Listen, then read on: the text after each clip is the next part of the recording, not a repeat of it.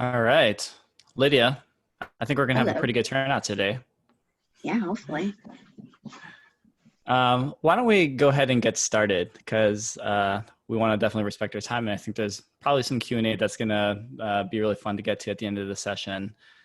So my name is Eric, and I'm joined here with my colleague, Lydia, whom I'll introduce in a moment here. And we're very excited to welcome you to this session talking about going from a part-time founder to a full-time founder. So one of the most important concepts I've learned from my wife, actually, who is a life coach, in the last 2 years is this notion of self-sabotaging voices.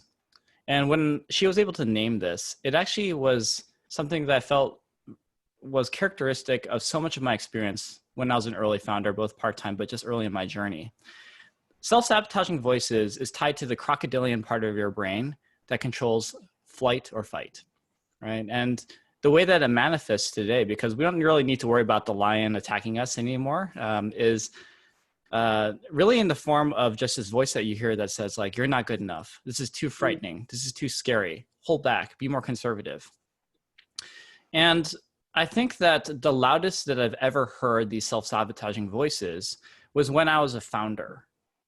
And so if I were to take you back in time to 2005, right after I graduated from college, and I was in the beginning of the phases of forming my first company, this was as a part-time founder. And the way that I would describe that journey is super lonely, because I really didn't know what I was doing. It took me over a decade to feel like I even had like 50% of the knowledge that was required to know what I'm doing, because the founder journey is just so lonely. I mean, it's hard to find mentorship. It's hard to actually apply things that you may have learned even in college, if you chose to go to college, into things like, how do you close a sale? What does customer success look like? What is growth? What is the job of a CEO? And what I found actually was just that it took me a really long time to feel comfortable to go from that part-time to full-time transition. And even when I went full-time, I was racked by these self-sabotaging voices. You know, the only time that I really remember truly ugly crying in the last 20 years, it wasn't on the day I got married to my best friend, my wife. It wasn't on that moment that she nearly died several years ago. It wasn't even with the birth of my child, which are happy joys of tear, I suppose. It was really all about the darkest days of my startup, when I was like in the fetal position, crying in the office couch, wondering like, how the hell am I going to make payroll tomorrow? Or how did I fuck things up so badly? And, you know, as our team has been talking about this concept, as well as just thinking about our own journeys early on, when we were transitioning part-time to full-time, we realized that this was not sort of this isolated experience that we'd gone through. There's permutations that were remarkably similar, of just this journey of just like feeling like, man, I could really use more mentorship. I could have really benefited from a community of other founders early on. And that's when several months ago, we began to engage with my colleague, Lydia, who's helping us with a variety of education initiatives, namely one called Camp Everest, which is this community that we're developing for part-time founders and early founders to get that kind of mentorship and training to get them on a better footing for their journey ahead. So with that, though, I'd like to quickly introduce my colleague, Lydia. Actually, maybe Lydia, you can share some more about yourself and we can get into today's session. Oh, actually, before I do that, I forgot one more thing. So we're going to reserve some time for some Q&A towards the end of the session. So there is a Q&A box that you're all familiar with at this point on Zoom. Feel free to pump in your questions there. We're going to monitor that more so than the chat. But with that, I think that's the only technical check that we have. We also have our colleague, Kara, our head of marketing, who's going to be helping us with some of that moderation. You might hear her voice a little bit later. Lydia, who are you? Hi, everybody. Who am I? I am also a founder. I started a company called Set Scouter about 6 years ago. And similar to Eric, I actually probably worse than anyone. I had zero business background, zero tech background. I just found myself starting a company and didn't even realize it was a tech startup until later on. And so, we were able to build that company out. We were able to scale it, get VC funding, bring in millions in revenue. And, that all sounds really good now, but the first few years were definitely touch and go, and were just terrifying. Similar to your experience, Eric, a lot of crying in the office at 11 p.m. and having, thankfully, other founders come up to me even at 11 p.m. Because we were in an incubator space and just like talk to me, pat me on the shoulder, tell me everything's going to be okay. So this is exactly kind of the drive behind creating these programs, is that we want to make sure we're supporting very early stage founders because they're the ones who need the support the most. But I don't want to take up too much space with my intro. We can certainly tell you a little bit more about Camp Everest, the program that we're starting later on in after the Q&A. But, more than anything, I want to dive into this conversation with you, Eric, because I know everyone knows you, but at the same time, they probably don't know this part of your journey. Yeah, happy to talk about this and relive some of the trauma and maybe through this therapeutically get past it so I can pay my therapist a little bit less money. Nice. Hopefully I can provide that kind of service. Yeah, it's a high expectation, Lydia, so let's give it a try. Thanks. Yeah, well, let's discuss it. I mean, tell us a little bit about the actual project. How did it begin? What stage were you in life when you started it? Yeah, sure. So I didn't really properly introduce myself to those who may never have seen or heard of me or care. But I'm one of the co-founders of a venture capital fund called Hustle Fund. And it's been a really weird and adventurous last 15 years of professional work.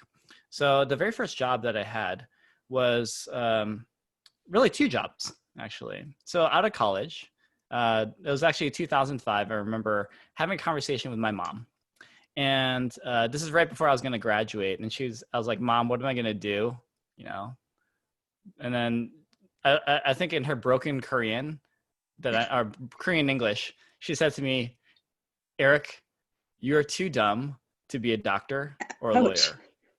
Therefore, you should consider business school. And, there's a lot loaded in there. I'm not trying to dunk on people who went to business school and all that stuff, but I thought it was a great idea at the time. And as I was ending college, I started this day-to-day GMAT blog called Beat The GMAT.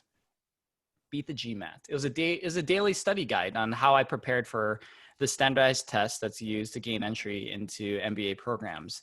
And one of the strange things that I possess as a skill is I'm very good at preparing for standardized tests, which means that if you were like to put me into the wilderness as like, survival of the fittest, I'm going to die first because it's like a useless skill. So I started this and I found that I had so much passion about this community, and we can sort of talk about how it evolved. But simultaneously, I was really fortunate because I was not able to just focus on this project full time. It didn't make any sense. In fact, it wasn't even a business that I intended to ever create. And it ended up being a 9-year business. I was fortunate to have a job at Intuit where I was working in a rotational leadership program. And that was my day job for 3.5 years, as I was slowly incubating Beat The GMAT as a part-time project before I was able to break off and spend the next 5 years working on that business full time. Okay. So you started it when you were in college, but then it continued on as you got the job at Intuit. Yeah. So Beat The GMAT started as this daily study blog. And what happened was at the time in 2005, believe it or not, the internet did not have that many resources for self-study or preparing for standardized tests. The GMAT definitely.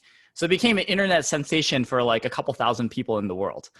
And what I found was just, as I was running the blog and receiving all these questions, a thought occurred to me that wouldn't it be nice if a community were to form of GMAT self-study people who can begin sharing their information and knowledge with each other, answering each other's questions. And that began to happen while I was launching my career at Intuit.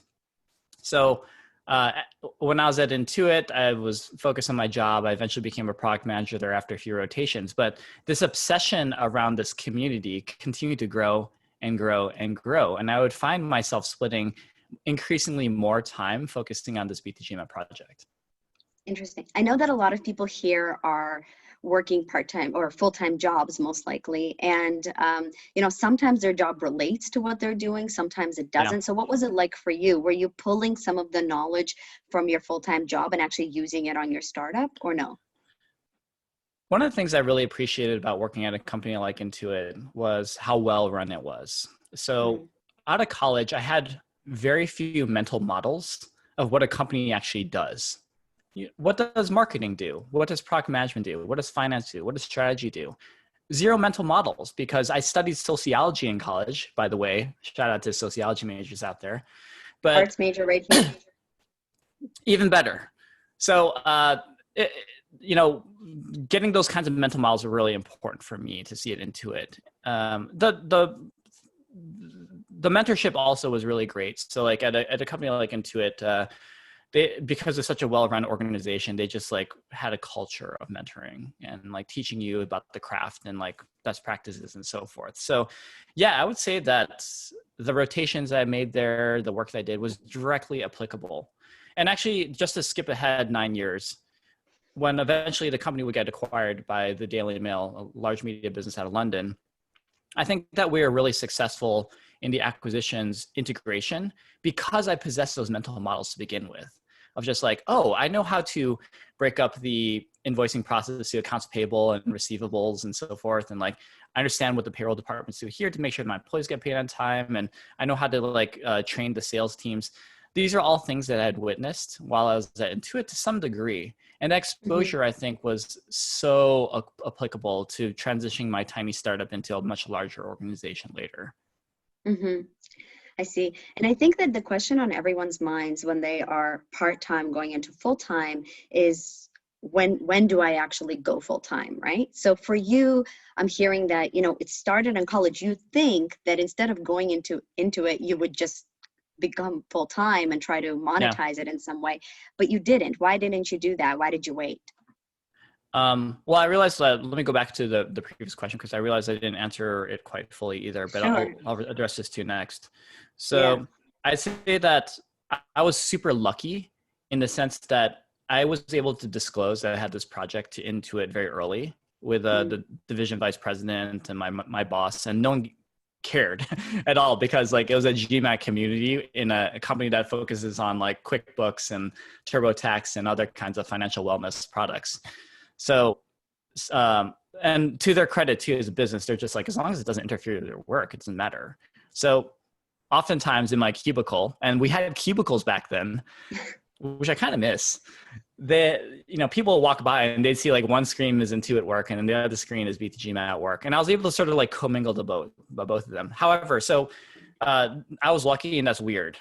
If you're a founder that is incubating a business on the side, and let's say you're working at Facebook and you want to create a new competing social network, you got to toe that line super carefully. I mean, I would want to have separate machines, separate internet, separate phones, data plans, everything, because if it is applicable or competitive, there would be incentives, I think, for the larger organization that you work at full time to claim that this is my IP. You did it with my machines, my bandwidth, etc. So that's something to be very careful about. In my case, though, and hopefully for many part-time founders out there, I just didn't give a shit, right? It was just like, I'm just going to do this at work while I'm doing real work. And I'm smart enough to try to balance the two. Um, so with regard to the decision to go full-time, I set up a metric for myself Hmm. that was completely arbitrary. And it was just that if I can make as much money on my part-time job as I'm making with my full-time job, then I'll make the switch. That was it. Yeah. It I wasn't think based that's a on any metric that many reality. people use. Yeah, and maybe it's a reasonable one too, because there's a certain quality of life that I want to maintain. Absolutely. I just needed to make sure I made my rent. I was saving for like an engagement ring at the time for my wife. All those kinds of things that just happen in life. So that was my inflection point. But whenever I think back to it, it's just like, could I have done it a little bit earlier? Probably. Um, Hmm. but that worked out for me, I guess. I see. So financials were some of the consideration, but it also helped that you were at Intuit and people were fairly okay with you doing this on the side. Probably would not have been the same situation if you were creating competing software or anything like that. Mhm. Yeah. So at the time, kind of paint the picture for me. You're sitting in your cubicle, you've got your 2 monitors, you're trying to juggle things. Are you alone? Do you have a team somewhere? Do you have any co-founders? So this is the worst part of the journey. And it's also the most fun part. So for the first 3 years, it was completely alone. And and I think that's how a lot of part-time projects typically begin too. It's just like, I have this idea, I'm getting more obsessed with it. I'm not ready to bring on a team yet. And actually, it's not necessary to bring on a team often at that point because you're already getting subsidized by your day job, right? It's not like you have to pay for anyone. It's usually experimentation time. So it's the most fun in the sense that when you're working by yourself at this stage, you can move really quickly. Like if I decide the winds change left, I'm going to move left, or right, I'm going to move right, whatever that means. I don't know if that metaphor makes sense. But at the same time too, you're stuck in your own head. And this is where the self-sabotaging voices comes. It's just like when something goes badly, it's really hard, especially early on when you're first company, to understand like, is this like a real data point, or is this like in my head? And then that's when you can find yourself in conversation with yourself late into the night with like very little objectivity on like, how do you make the right decisions next? I'd say that as soon as you bring in the team, and that happened a little bit about 3 years later, as I began to actually recruit my boss at the time at Intuit to begin collaborating with me. And eventually I was able to hire him as my late co-founder in this business. Once I started to feel like I was more accountable for someone else's future too, that's when it got really scary for me, and also very exciting though. Why did you go for your boss? Was it just like the next person next to you that you just went, oh yeah, you'll do? Or was there something special about him that you really wanted to bring on the team? Yeah. So I have sort of a meta response to that, and I'll talk about David, my old boss, for a second. So the meta response is, if I were to go back in time and think about how lucky I was working into it at the time, and I think it's still true today, there's some very talented people there. Mm-hmm. So if you guys are, for those who are listening, are in like a workplace that, or planning to go part-time for quite some time before going full-time, I think being in a workplace, like a full-time job that has a high density of talented people, is one of the best things you can do to start a company. Later in my career, when I was at Facebook, I was like, this is just a freaking like startup breeding ground of hyper talented people whom like I can go left and right, experiment with some projects, and then we're ready to go full-time. And I just lucked out to be in a place where I was literally being managed by some guy who is hyper talented. And so just by convenience, I was able to share ideas with him, get him involved. He's entrepreneurial himself, and go forward. David was crazy, awesome. So I called him the triple threat. So he had a computer science degree from MIT, a law degree from Harvard, and he had spent 2 years of his career at McKinsey and had raised $10 million in his previous startup.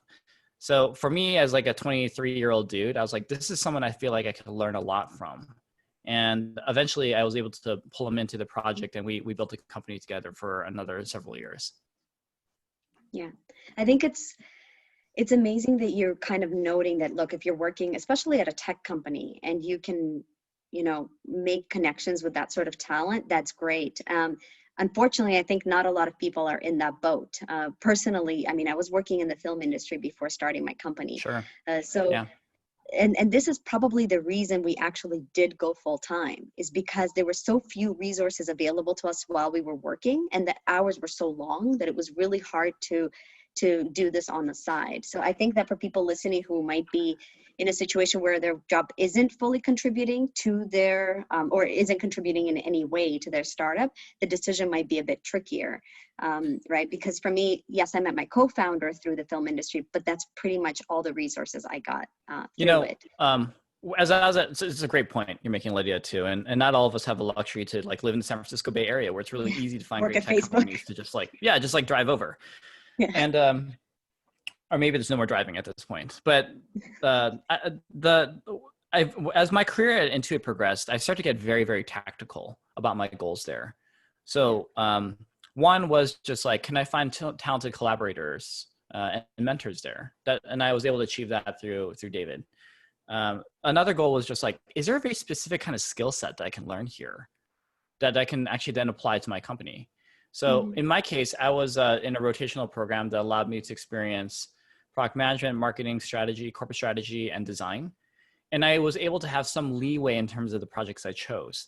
And therefore, I specifically picked projects that would give me skills that I would directly use to the company. I'll give you an example of this. So when I was in my design rotation, I mean, I didn't go to art school like Lydia here. I'm not a good drawer or anything like that. But the Intuit resources paid for my education to go to like a part-time design school for 3 months, where I learned like Photoshop and Illustrator and all that stuff. And I was like the lead designer for my company for the next like 6 years.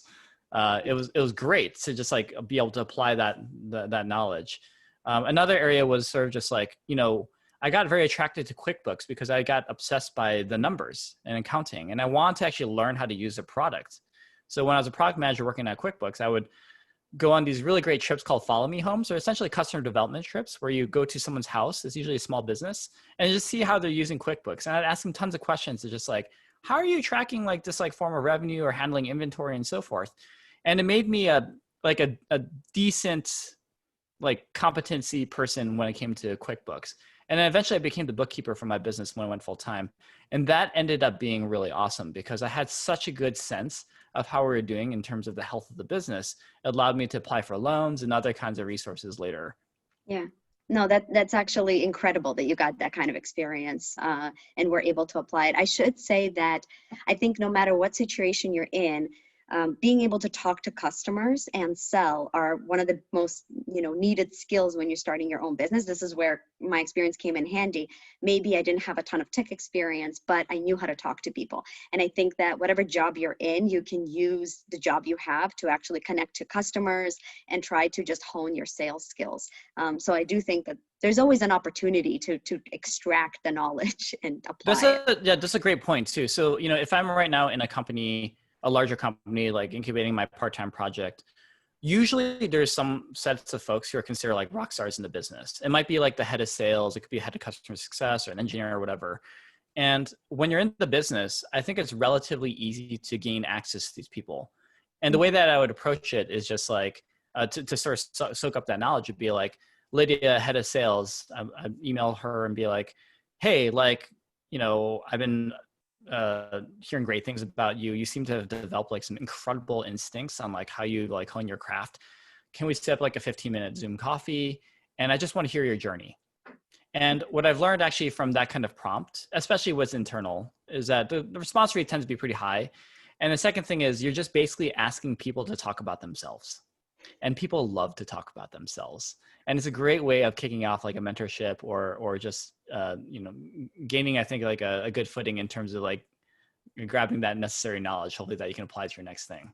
Yeah, I definitely think people make it out to be, I understand it's not easy, and especially right now where no one wants to meet for coffee with you during COVID, but I do think that it's possible. I did something similar when I was thinking about law school, and I just messaged a bunch of lawyers on LinkedIn and said, can you tell me more about being a lawyer? And they actually met with me. And guys, yeah. I have absolutely no connections, trust me. I'm not from Silicon Valley. I never had a job at a tech startup or anything like that.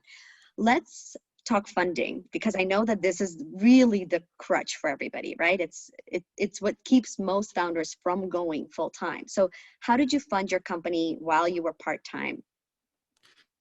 Yeah, so it was all my day job. I had almost like no cost when it came to the early days of Beat The GMAT. It was basically web server hosting, domain hosting, but most software was open source at that point. So it was pretty chill in terms of like the cost. I only needed maybe $1,000 a year.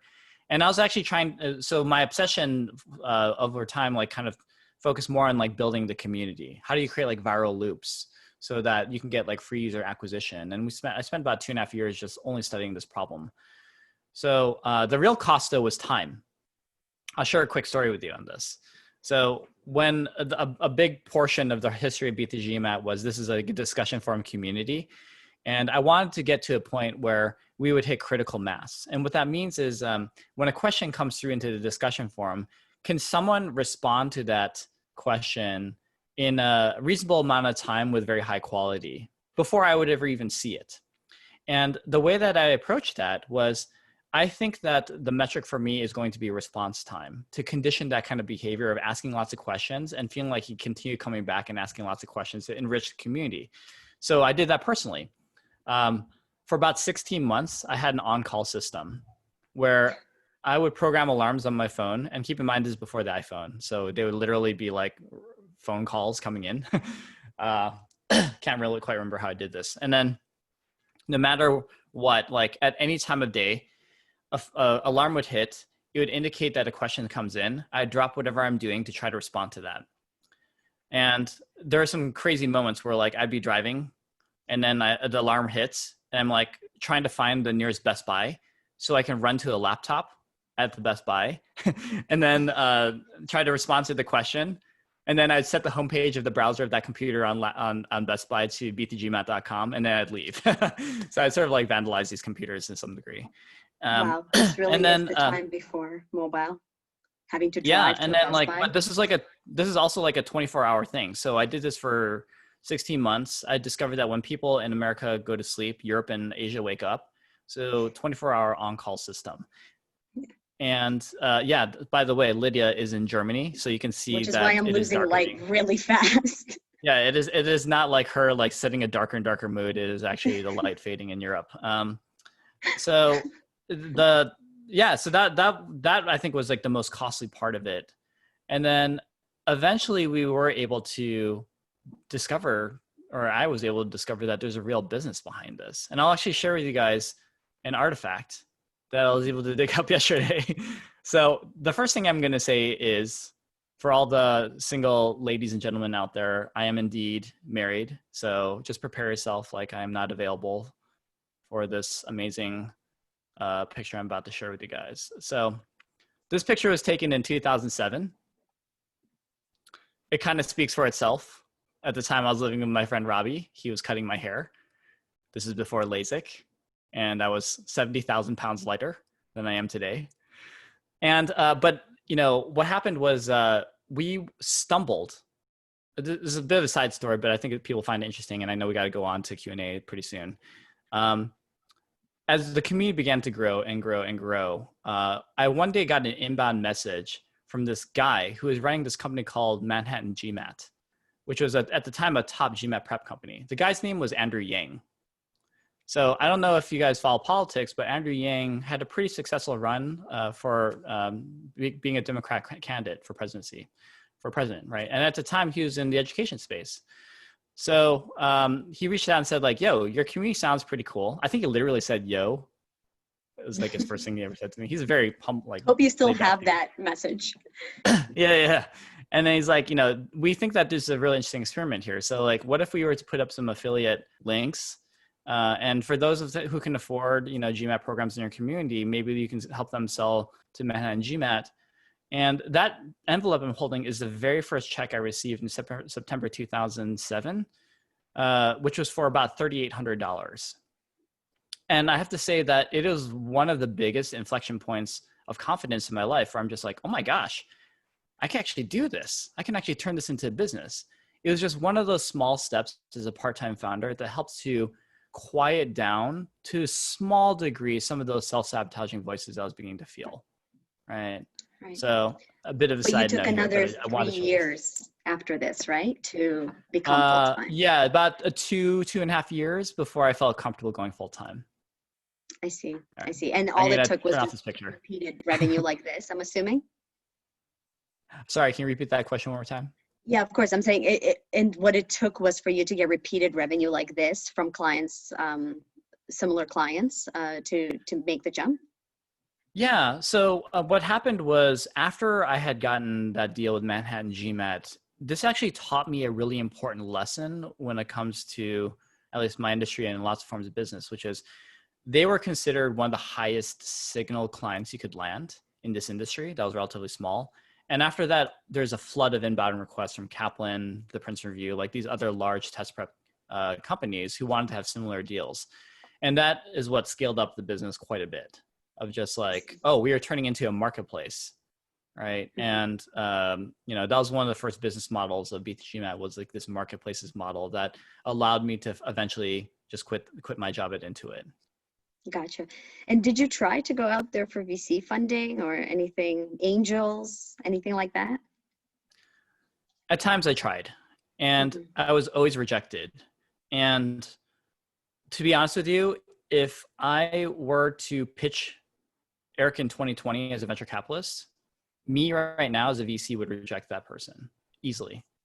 And I think this is a very important point. And, a question was raised when we were promoting this event on Twitter by another user. And my apologies, I should have written down who this was, because I thought it was a great question. It's just like, how come you don't support part-time founders as a fund, right? Yeah.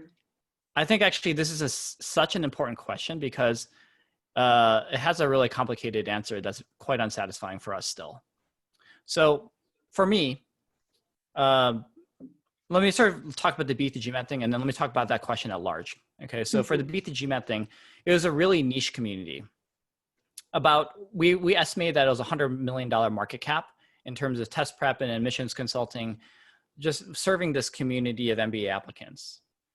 And the problem with that is just like, it ended up being a really good business in terms of the amount of revenue we're producing, but it was never venture backable. When you're an early stage venture capitalist, you have to look at things in terms of multiples. And for us at Hustle Fund and many seed investors, when we invest in little Eric's company, we need to make the mathematical case that we can 50x or possibly even 100x or more our investment. And so let's say that we invest in Eric's business at a $1 million valuation. 50x would be a $50 million exit. And $50 million exit in a $100 million total addressable market is nearly impossible, right? So the market size was just way too small for I guess, a venture capitalist to justify investment. Maybe we could attract an angel, but we didn't try that hard, honestly, because we were also making money. Talking about, I think, the part-time thing, this is actually something that seriously bothers our team. So venture capital is also selling a product. We are selling to our own investors, which are called limited partners.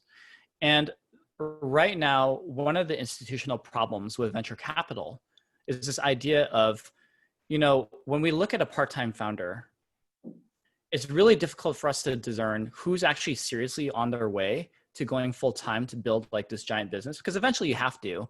And who's like just like a dreamer, like someone that's like toying with ideas, but has never been ready to actually go full-time. It's really, really difficult to discern between the two. And when you're talking to investors in your fund, they want to see some level of de-risk. The traditional way of perceiving de-risk to those whom we're selling to, our own investors, are those who have already committed to going full-time and are thus like devoting 100% of their focus and energy on the given business that they're trying to create, their startup, versus splitting their attention between their full-time job and then their part-time job, etc. If I were to be really frank with you, it's kind of bullshit, because I fully realize that this is a huge gatekeeping factor when it comes to allowing more people from different kinds of perspective, regardless of means and privilege, from being invited into this path of creating venture backable businesses. Just like the single fact that there's such institutional bias against part-time founders. And it's actually something that we're fully aware of as a fund, that like we're ironically like perpetuating some of this, but we're also working really hard to try to find different ways to make this possible, to support part-time founders. And this initiative, Lidia, that we're putting together on Camp Everest, and a large part of it, I think, is not just early founders who are full-time, but part-time founders who are transitioning full-time, is one of our attempts for doing that. And believe, like, you'll just have to take me at my word, which is hard as a VC, for founders listening, that we are really trying hard to see if there's other kind of fund models we can support that can support part-time founders in the future. Yeah, I think that's great. I think that as a person who also tried to raise at the beginning and had trouble raising from VCs, there is one more quick thing I just want you to note, because I know it's so important for people to hear. And that is that you didn't change your business to fit, the VC model, because in a way, I would say I did. And I know that there are a lot of founders who will try to do that, but you didn't. So do you have any words on that, just really quickly before we get to Q&A? About avoiding VC? Sorry, I didn't No, quite just catch all about the that. fact that you didn't, you didn't change your business model. Like you weren't able to raise from VCs, but you didn't go and change your business model in order to raise from VCs. Yeah. Sorry, there's a little bit of a break there. I got the question now. So we avoided VC, and I'm so proud of it. And for those of you who are listening today, I think it really makes sense to explore all avenues before going to venture capital. Venture capital at the end of the day is one option for financing out of many. So let me tell you about the more preferred financing options. Making money is obviously the first and foremost one. So what did we do that was kind of creative in the Beat the GMAT days was selling vaporware. So I'm not talking, so this only works for certain kinds of industries. There's like case studies like Theranos that also sold vaporware. They promised and sold this notion of blood tests that ultimately may be killing people or killed or really harmed lots of people. And in like healthcare, I highly recommend that you don't lie about the product that you're selling for the delivery and the healthcare aspects. But we did, I think, the ethical version of vaporware, which was like, we would create these brand new products that would be good for clients. And then we say like, we're going to be launching this in 6 months, but if you give us money up front, we can give you a 20% discount. So in some cases we'd ask for like $100,000 for the year, but say like, if you give us $80,000 right now, we can reserve your seat so that you're guaranteed to have access to this product in our limited beta that would come out in 6 months. And that allowed us to get non-dilutive sources of capital upfront. Doesn't work for every industry, but I think pre-selling and offering a discount as an enticement is one way of going down the non-dilutive capital path.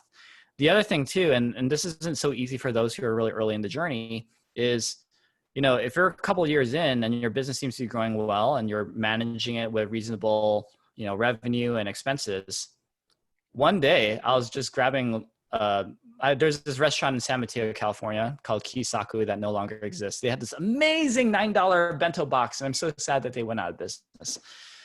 And I was walking down after my chicken katsu lunch. Really want to eat one now.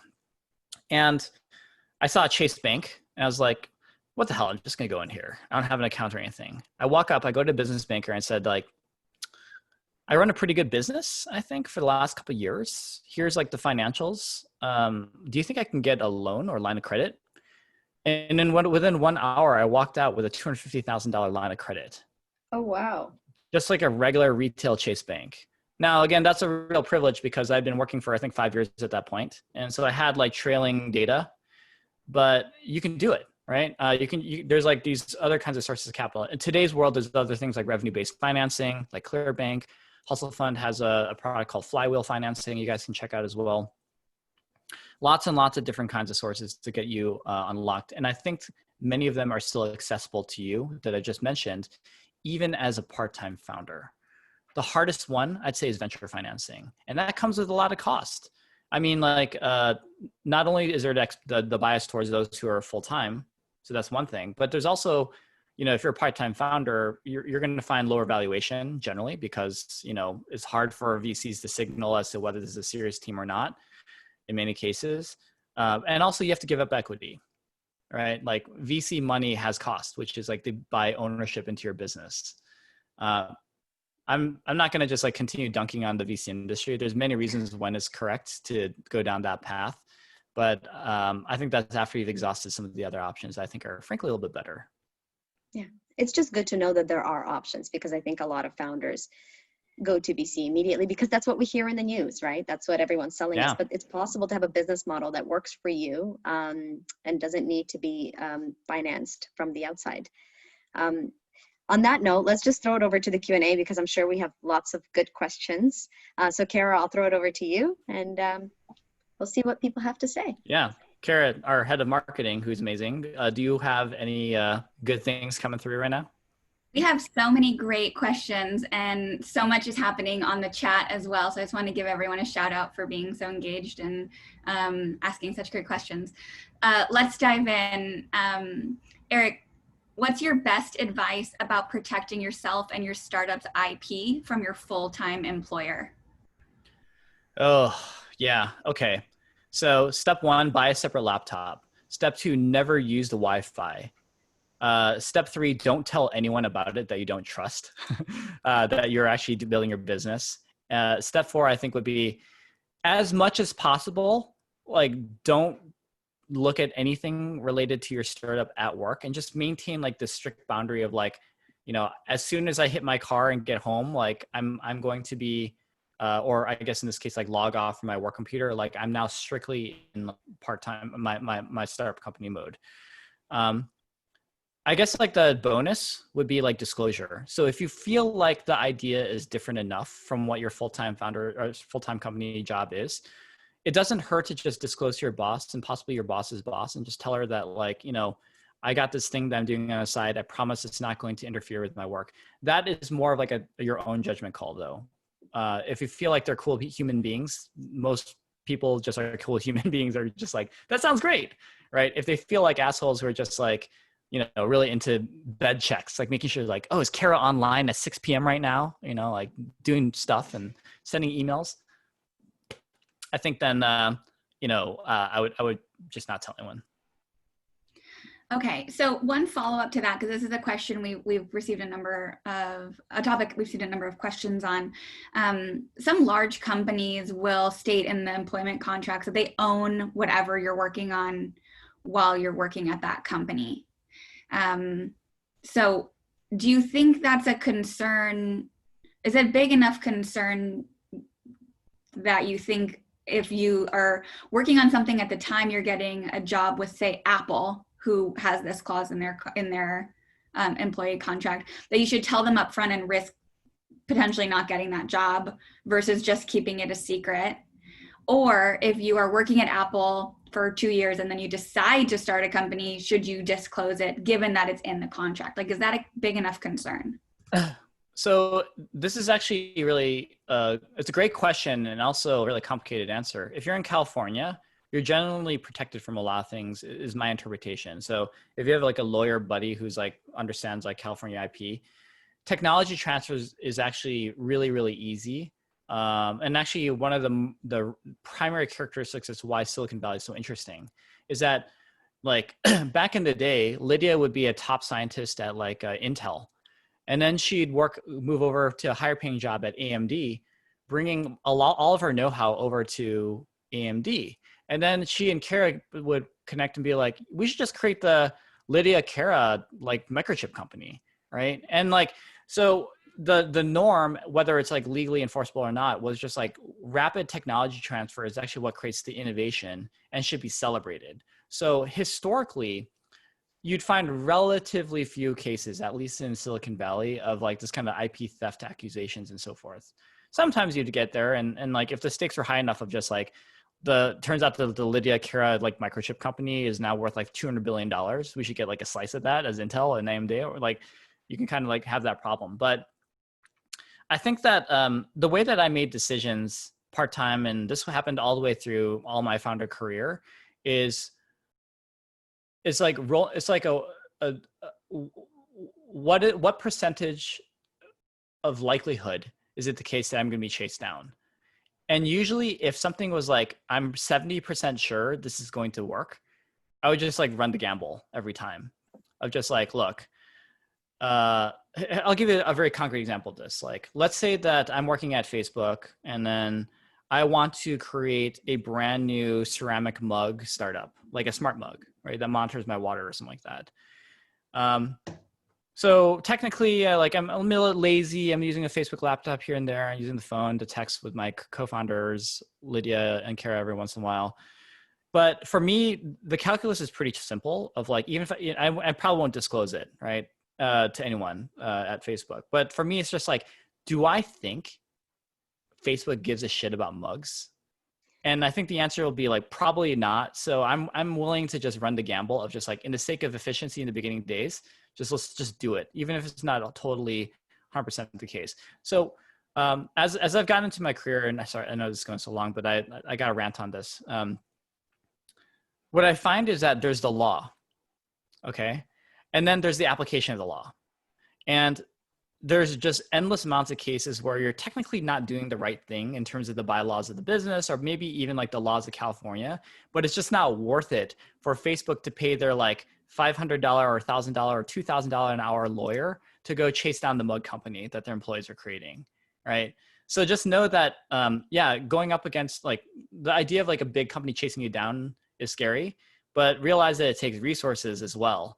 And if the business is unrelated enough, then you're good. Now, take all the precautions though when you are in a business that could be potentially conflicting. And I mean everything. So I said this a couple times. I'm gonna say it one last time. That includes like getting a separate data plan. I'm not even sure, like if you're getting like even like a $1 subsidy for Facebook for your home Wi-Fi, I think that's technically Facebook's bandwidth, right? So I would just create like, buy a brand new like Sprint of Verizon tethering plan and just go 100% isolated from it so that you have a clean audit trail of like nothing, no resources that you ever gave me conflicted with this new company I'm created. Okay, thank you, Eric. Good rant and great advice. You're welcome. Okay, couple of questions around VCs and trying to figure out funding. Do you think it's true that VCs and accelerators don't like founders who do part-time jobs on the side to support themselves while they're working on their business? Oh, they hate it. And this is actually another fucked up thing that's very related to the stigma of being a part-time founder, right? So for a VC, one of the areas that you can have to de-risk the team is making sure that they're only 100% focused with their bandwidth on one problem, right? So that's the reality, right? Which is just like, if you can only focus on one thing at a time, then you'll probably be able to experiment faster, iterate faster, et cetera. The reality is this though, right? Which is not all of us have the privilege of like 6 months of savings, right? Where you can just like live off that and pay your rent, pay off your school loans, pay off your car loan, and then just focus on your business, right? So we've seen cases even within the Hustle Fund portfolio where they have had to do contracting work and so forth.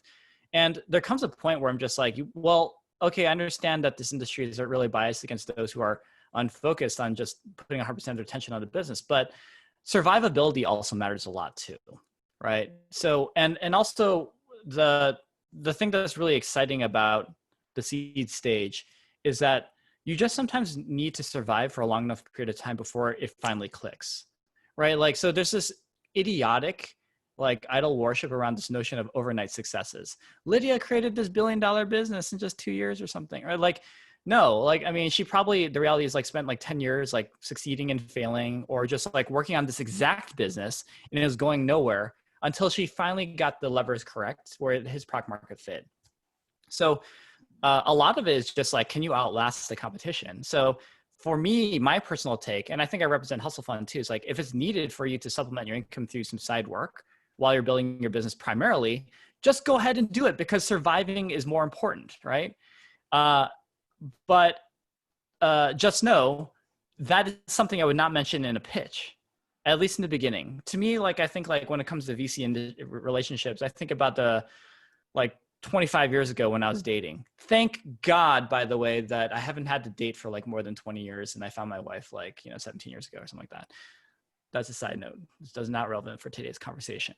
But it's progressive discovery. Like on date one, when I'm like, hanging out with Lidia, it's not like, I don't just like sit down at the restaurant and be like, here's my history of mental illness. And here's like, all like the horrible debt that I have. Here's like, my really like problematic parents, No, you talk about pleasantries, right? Like the vision, like, wow, what could go right at this? Let's take a walk in the park. Eventually, as the relationship progresses, I think you can disclose more and more. So just keep that in mind. Anyway, I'm going really long here. We should probably go to some more questions. Yeah. Let's talk about some other things. So there's somebody here who's got a tech team that's completely part-time, but he's a full-time founder managing everything else.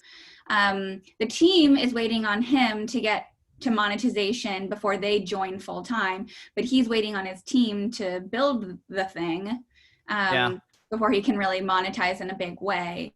Meanwhile, his bank account is totally melting down. Any advice on how to navigate this balance or convince the team to join full-time so they can they can validate their idea faster?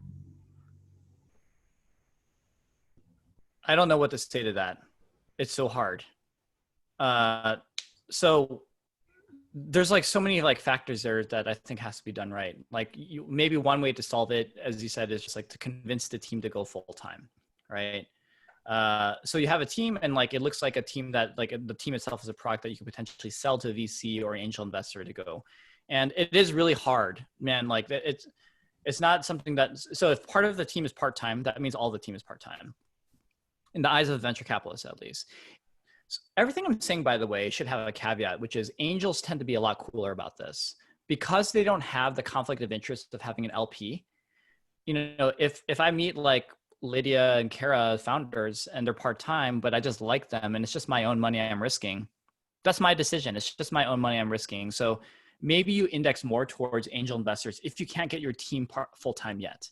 If you can convince them to go full-time, that might be better. But you know, incenting them to do that like requires understanding like what their family situations are like, whether you can entice them through equity or some sort of other compensation that's back-ended, like not necessarily cash now, but equity later, right? So, but I feel you. This is a really hard situation. And let me just call out like one thing that's kind of idiotic about this bias. So as I've been ragging, like VCs, including Hustle Fund, have a really hard time with part-time founders or part-time team members. Yet, for some reason, there seems to be exception when it comes to contract engineers. Like if we hear that Lidia is building like a team out of Romania of engineers with contractors, those contractors aren't going to be full-time necessarily on her project. They tend to be contractors for a lot of companies, but that seems to be okay right now. So there might be ways to like lightning burn on like having some subset of businesses that are part-time, and that's fine, like the contract engineering side or marketing side. And then the core team members, the core founders are full-time. So perhaps some sort of rebalancing of the team's structure could work. I just want to add to that, Eric. I think your last point was something that I would consider doing very much. I would just consider baby steps, right? Like I think that the person is looking at it, either the team's all full-time or the team's all part-time. I think what maybe I would try to do is pick let's say the senior person or the person that could help you sell to VCs, like, hey, this is my tech lead, and make them full-time. You know, not necessarily the whole team, just to kind of start to look like a fully formed team over time. Yeah. I think that's a great baby step. That's an excellent strategy, Lidia. We should be interviewing you because your advice is way better. I'm just going to chime in whenever. We've got 18 questions and just a few minutes left. So I would love to do a little bit more rapid fire if that's possible. Okay, lightning round. Okay, lightning round.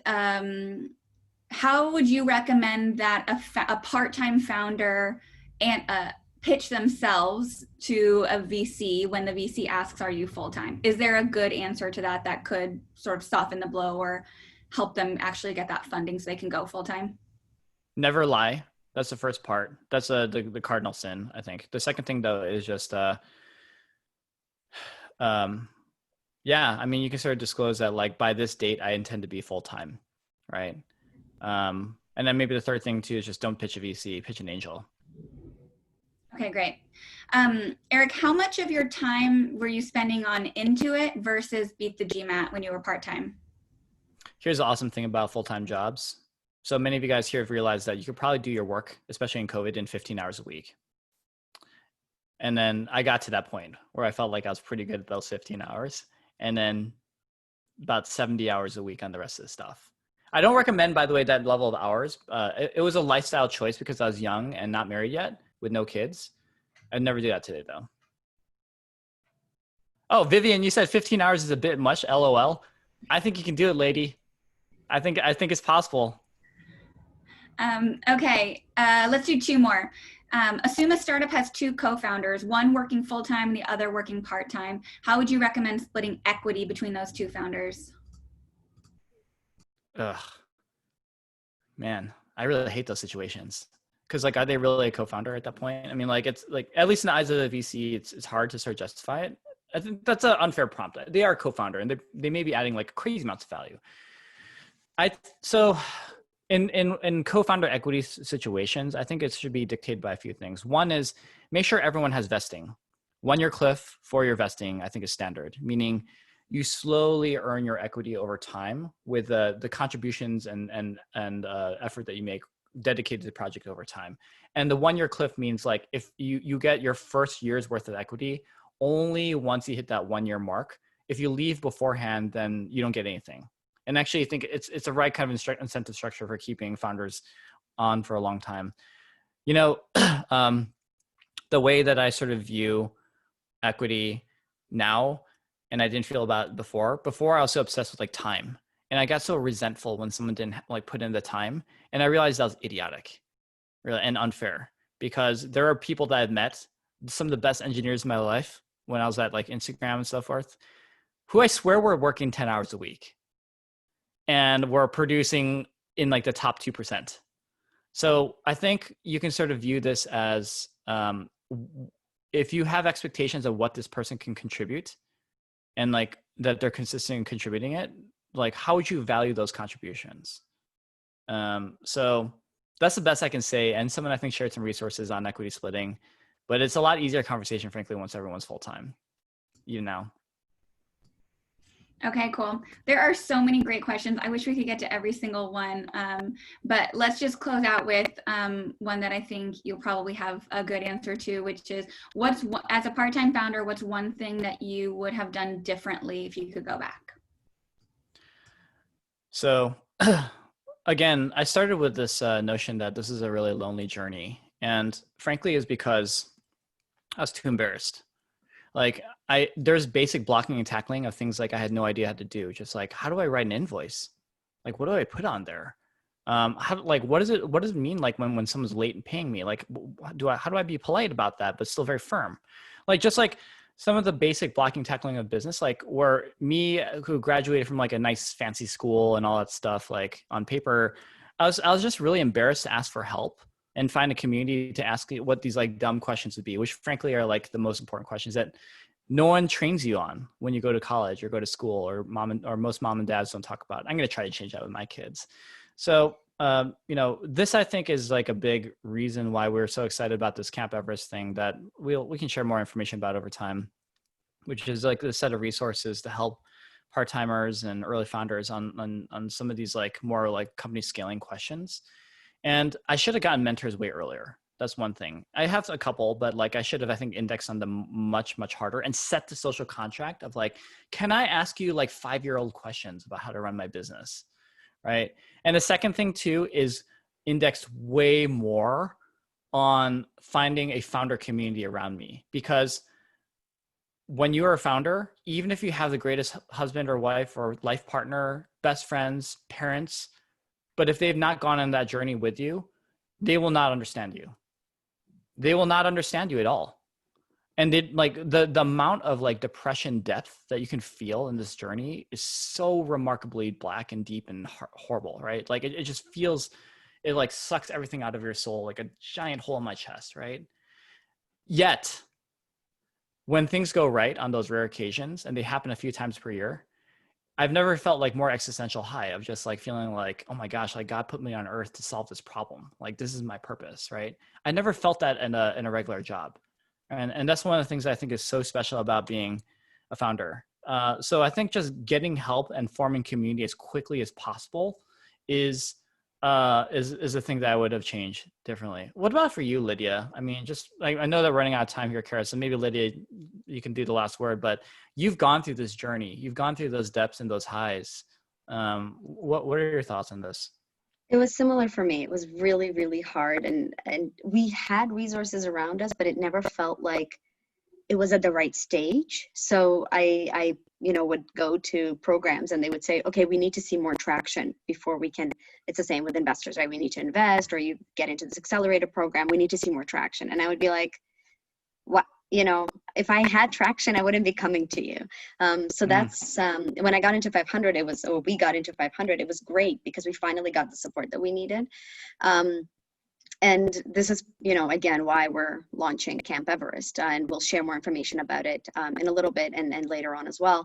But it's because we feel like the people at the very beginning need the help the most, and they get the least help. They get the least support. And so we're trying to really teach people what it's like to actually do the sale, actually get the customers. Because like you said, Eric, the the best financing is your revenue, right? That's what we really want to focus on, and get people in and just go through a program where we can teach them and give them the resources, give them the speakers and access that they kind of haven't had before. So yeah, that's it for me. I mean, I feel the same way, that I wish I had the mentors earlier on. And I actually wish, just as a closing thing for me personally, like I wish I held on to people a little bit more. I think I was really shy. I always had imposter syndrome because I'm a woman. I don't have a good background when it comes to like traditional business, you know, no Stanford, no Harvard, nothing like that. And I always felt like it wasn't worth people's time to talk to me.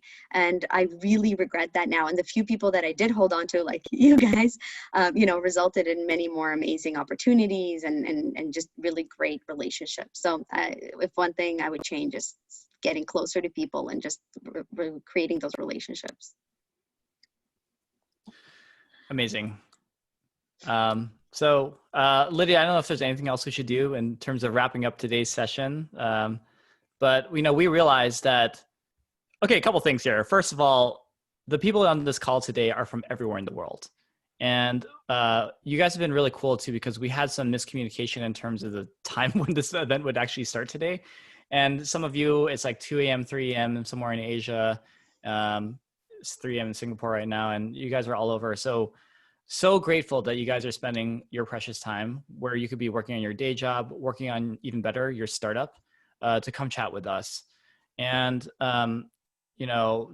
just, I hope that, you guys can check out the Camp Efforts community as we share more about that. We'll send you guys an email about this at some point pretty soon. And we're just really grateful. And, as you guys start to graduate into considering venture capital investing, I will plug Hustle Fund. Hopefully there could be a fit for us to get to know you and you to know us as well. But other than that, just thank you again for today's session, Lydia and Kara. And I think actually I made some progress with my therapy on just like going through some of the post-traumatic stress, right? So I'm going to go journal now, do a little bit of journaling, go on a walk possibly later today, all that. Awesome. Thanks, Eric. Cool. Thank you all. Great to see you all. Be safe, everyone.